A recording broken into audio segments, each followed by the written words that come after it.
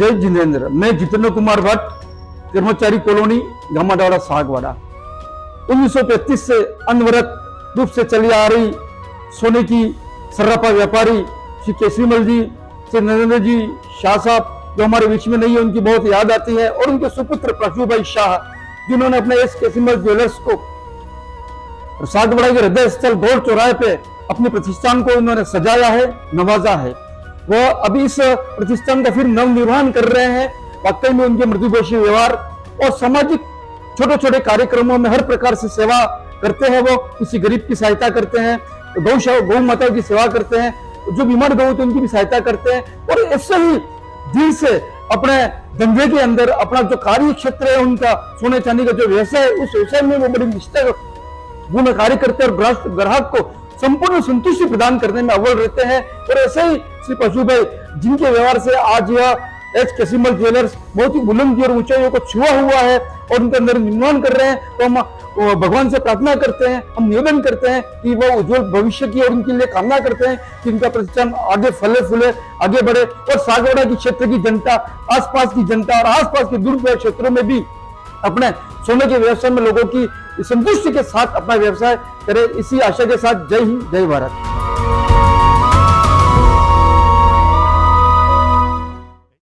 आज का जो कार्यक्रम है वो अपने राणा पूजा जयंती यहाँ मनाने के लिए अपन सब एकत्रित हुए हैं। तो इसमें आप सबको हर्षोल्लास के साथ में मनाना है। और इसके पीछे मनाने का मुख्य उद्देश्य है किस परिस्थिति में उनकी एकता थी, और एकता में उस समय भी अपनी एकता ज्यादा थी, लेकिन आज पार्टियां आने के बाद में हमारी एकता टूटी।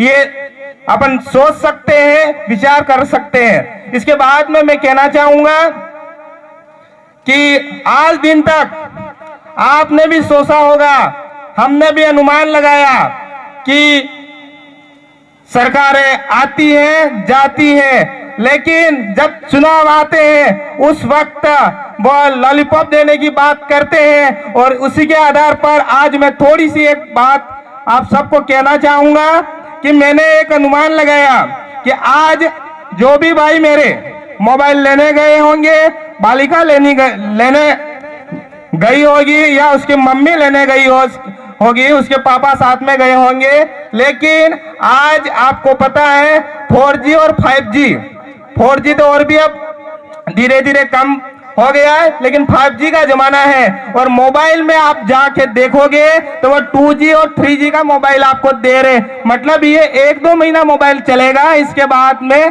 5G टावर हर जगह लग चुके हैं और 5G वाला मोबाइल ही चलेगा। ये आप कान खोल के सुन लेना, क्योंकि आपको मोबाइल बहुत बड़ा है, लेकिन उनकी स्टोरेज क्या है और चलने वाला क्या है, यहाँ मेरे कहने से नहीं होगा। जिन माताओं तथा बहनों को मिला है वो घर जाके आप देखना कि वो कौन कैसे है मोबाइल, 2G का है या 3G का है। अगर आप अनुमान लगा सकते हैं कि सिटी के अंदर नेटवर्क फटाफट पकड़ता है, अपने गांवों में आधा घंटा तक रिंग घूमेगी वो, और कुछ भी आप काम लायक मोबाइल नहीं रहा। इसके बाद में मैं कहना चाहूंगा, एक वन अधिनियम कानून लाए सरकार अभी, उसमें अपने ग्राम सभा की जो अधिकार था, वन कमेटी जो निर्णय करती है वो पंचायत बॉडी को मानना पड़ता है, और पंचायत बॉडी जो मानेगी तो उपखंड कार्यालय मानेगा, और उपखंड एसडीएम मानने के बाद में जिला कलेक्टर कमेटी होती है वो मानता है। लेकिन उस कानून के थ्रू ये है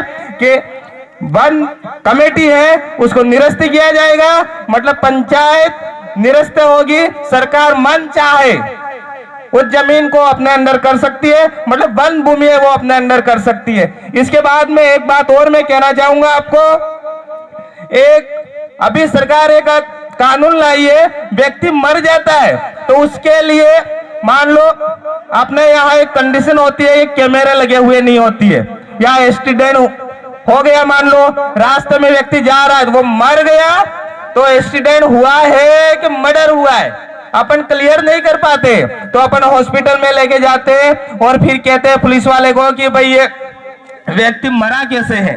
वो पता नहीं लग रहा है कि एक्सीडेंट हुआ है या किसी ने मार दिया है। तो सरकार कानून लाइए, ये कहती है कि आप जो हो वो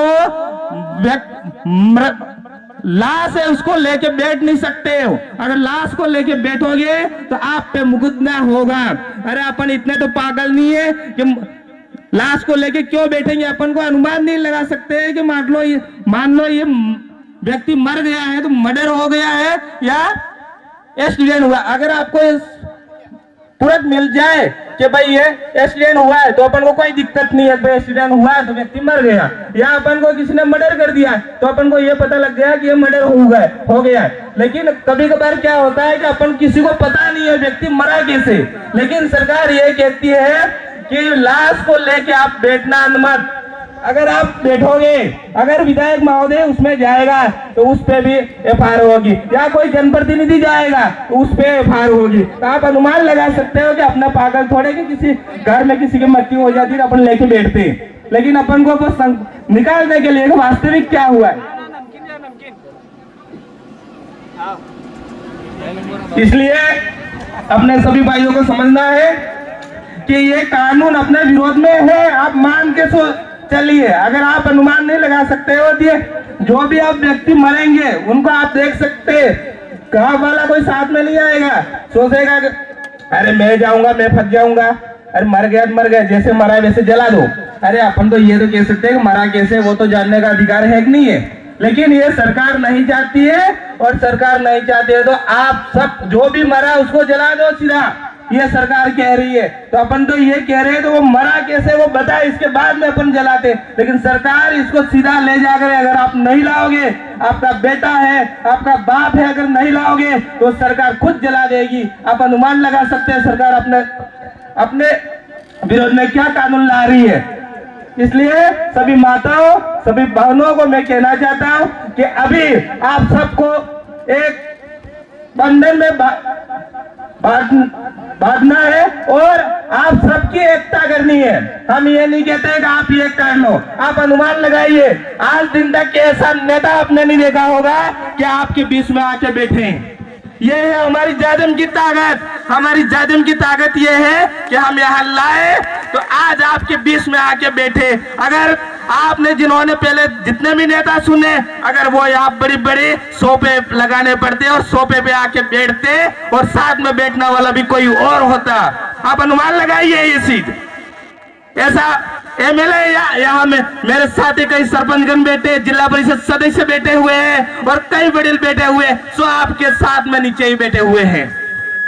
ये बदला हुआ हमारी जाजिम का नेता है तो वहां जाएगा, उस समय उसको प्रोटोकॉल के थ्रू है, लेकिन अपने जाजिम के साथ में न पार्टी का कोई पदाधिकारी है न कोई बड़ा है, भले जनप्रतिनिधि है तो है, लेकिन समाज के साथ में सब बराबर है। इसलिए आप सबको अभी आने वाले चुनाव में एकता रखनी है, और जो भी जाजिम तय करेगी, हम ये नहीं कह रहे कि इसको ही तय करो, जो भी जाजिम तय करेगी उसके साथ में रहना है, उस साथ में रह के उस आदमी को नहीं आपको जीतना है। ये बात आपको समझनी पड़ेगी, क्योंकि व्यक्ति नहीं अपन को जाजिम को जिताना है, और जाजिम ये काम करेगी आने वाले में। आप जो कहोगे कि साहब ये करिए और आप ही जाजिम पे बैठ के वो निर्णय करोगे, वही आप जिसको जिताओगे वो आदमी काम करेगा, ना कि ऊपर वाले के आदेश नहीं चलेंगे।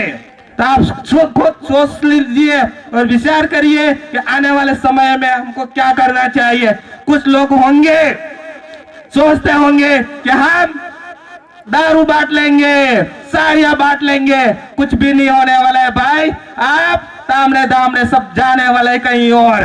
ध्यान रखना कि मेरे सभी भी यहाँ माताएं बैठी है कि आपके बच्चों को अगर नौकरी लगानी है और पढ़ाने हैं, पढ़ाई करवानी है तो जाजिम के साथ में आना पड़ेगा। एक दिन खाने से एक दिन पीने से कुछ भी नहीं होने वाला है। इसलिए मेरी सभी माताओं से भाइयों से मेरा निवेदन है कि आप एकता को मत जोड़िए और व्यक्ति को मत तय करिए कि ये व्यक्ति कभी मत देखना कि ये व्यक्ति कैसा है। उसका उदाहरण मैं खुद कह सकता हूँ। कई पंचायती राज में मैं खुद, हमारे साथ में एक आदमी था, शकल नहीं बताई हमने शकल। आप अनुमान लगा सकते हो कि व्यक्ति की शक्ल नहीं बताई, और जब रिजल्ट आया उस समय विजय घोषित हुआ। सब सोचने लग गए एक दिन प्रचार नहीं करने वाला व्यक्ति कैसे जीत सकता है। तो ये है अपने जाजम में, जाजम ने ही तय किया था, जाजम ने ही जिताया। तो आपको भी आने वाले समय में अधिक से अधिक जो भी आ जाए दिक्कत नहीं, लेकिन अपन जाजम का जो भी निर्णय होगा वो सबको मानना होगा और सबको एकता में बांधना है, और अपना जो भी रिलेशन में है कहीं पर भी उनको समझाना है। कोई नहीं समझता है उनको बार बार समझाने की कोशिश करिए। इसी के साथ में मैं मंडल अध्यक्ष होने के नाते यहाँ बैठे तमाम मेहमानगण, गांव वालों को सबको धन्यवाद देता हूँ कि इस कार्यक्रम की आपने शोभा बढ़ाई, और इसी जैसे ये एकता है ऐसी वैसी एकता जब तक अपन जिंदा रहेंगे तब तक ऐसी एकता देखना चाहता हूँ। इसी के साथ में मेरे शब्दों को यही विराम देता हूँ। सबको जय जोहर, जय बिल प्रदेश, जय आदिवासी।